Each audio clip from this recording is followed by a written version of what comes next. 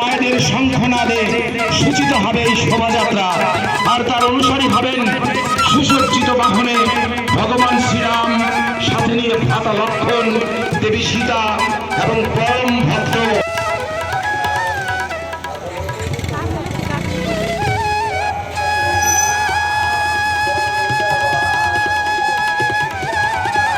অনুরোধ করছি, আমাদের অসংগঠিত ভাই বন্ধুকে অনুরোধ করছি, নির্মাণ সমিতি থেকে শুরু করে ই রিক্সা থেকে শুরু করে হত্যা ঠোকার সংগ্রাম সমিতি থেকে শুরু করে সকল আমাদের সংগঠিত ভাই বন্ধুরা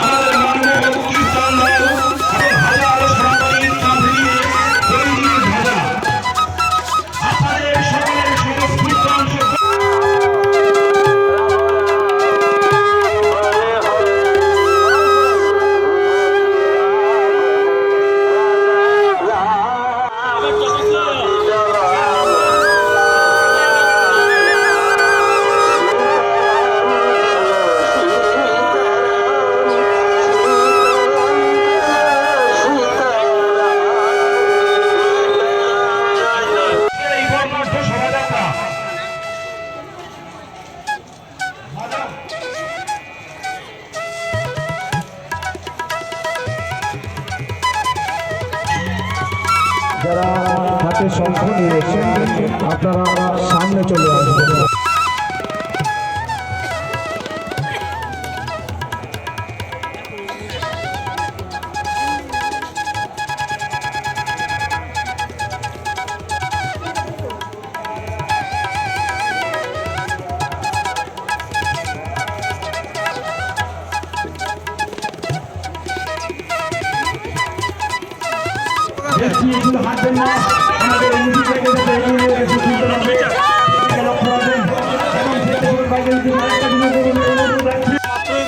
সবচেয়ে বড় উৎসবের ব্যাপার, সেই উৎসব মানানো, অন্য কোনো উদ্দেশ্য কোনো কিছু নেই।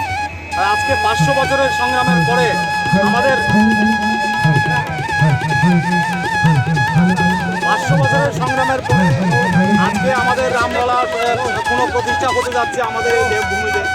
এটা একটা সংকেত সারা বিশ্বের জন্য যে আমাদের সনাতনী বিচারধারার বিপরীতে গিয়ে যারা আমাদের ভগবান শ্রীরামের প্রদর্শিত পথ যেটা ছিল যে মানে নিজের বাবার কৃত্তিবাক্য রক্ষা করার জন্য, ভাতৃস্নেহ এবং মায়ের আগ্রহ রক্ষা করার জন্য যেভাবে নিজের সিংহাসনকে ত্যাগ করেছিলেন, ভাইয়ে ভাইয়ে যে স্নেহ দেখিয়েছিলেন, সেটার থেকে অনেকটা আজকে মানব সমাজ দূরে সরে গেছে। যে কারণে আজকে আমরা দেখতে পাচ্ছেন যে এই ইউক্রেন আর রাশিয়ার মধ্যে কি হচ্ছে, একজন আরেকজনের রক্ত বিভাগে হয়ে দাঁড়িয়ে আছে, গাজা ইসরায়েলে দেখতে পাচ্ছেন। কিন্তু আমরা বিশ্বাস করি যদি সনাতনী আদর্শে আমরা বিশ্বাসী হই, সারা বিশ্ব মানব যদি সনাতনী আদর্শে বিশ্বাসী হয়, তাহলে এই সমস্ত ধর্ষণ রাজনীতিতে একটাও হবে না, এবং সেটা আগামী দিনে হবে না। রামলালার প্রাণ প্রতিষ্ঠার মাধ্যমে তারা সনাতনী সমাজের বিশ্ববিজয় এবং বিশ্ব শান্তির একটা প্রক্রিয়া আজকে থেকে শুরু হবে, আমরা বিশ্বাস করি। এটাই আজকে আমাদের উদ্দেশ্য। সারা সনাতনী নিজের যে ভূমিকা সেটা পালন করুন, তারা বিশ্ব শান্তি এবং ভারতবর্ষে এগিয়ে যাবে।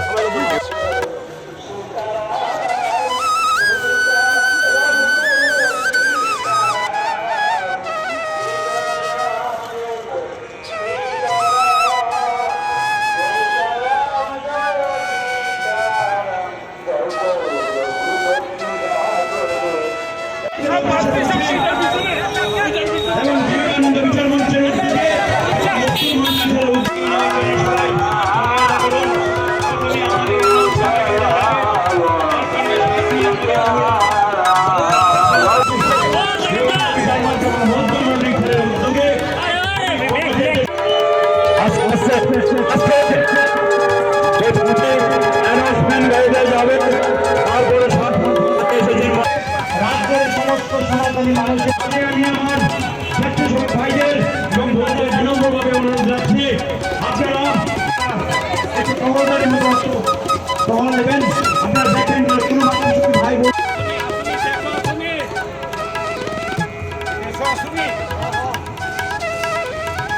এবং আমাদের পেনশনের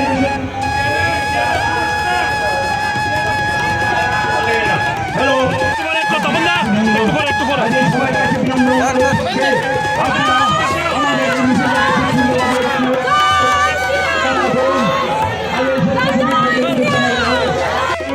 যারা বুকে ব্যাস নিয়ে স্বেচ্ছাসেবকের কর্মী আছেন তাদের উদ্দেশ্যে বলছে, আপনারা এই বন্যা কমিটিটাকে সুশৃঙ্খলভাবে সাজিয়ে এগিয়ে নেওয়ার জন্য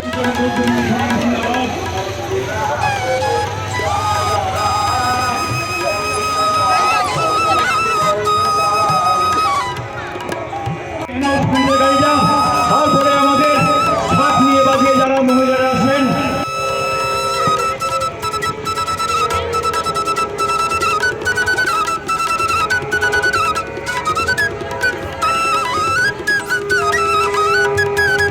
রাম লক্ষ্মণকারী এবং স্বেচ্ছাসেবক কর্মীদের আমি বলছি, বিনম্রভাবে অনুরোধ করছি,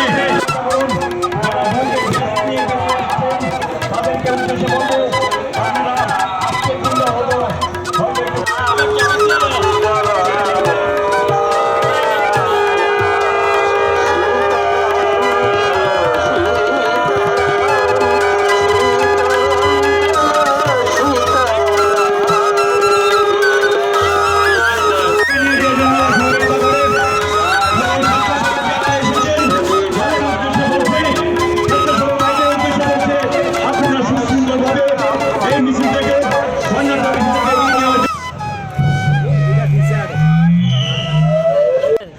त्याग तितिक्षा बलिदान लाखो राम भक्तर बलिदानेर जे फल भगवान रामचंद्र मर्यादा पुरुषोत्तम भारतवर्ष नय गोटा दुनियाते जरा सनातनी रयेछेन एबं जरा राम के मानेन कारण राम आमादेर केउर व्यक्तिगत बा कोनो धर्मपन्थेर प्रतीक नय सेटा शांतिर प्रतीक मर्यादार प्रतीक से भगवान रामचंद्रेर प्राण प्रतिष्ठा आगामी 22 জানুয়ারি সেটা আমাদের জন্য অত্যন্ত গর্বের এবং আনন্দের দিন।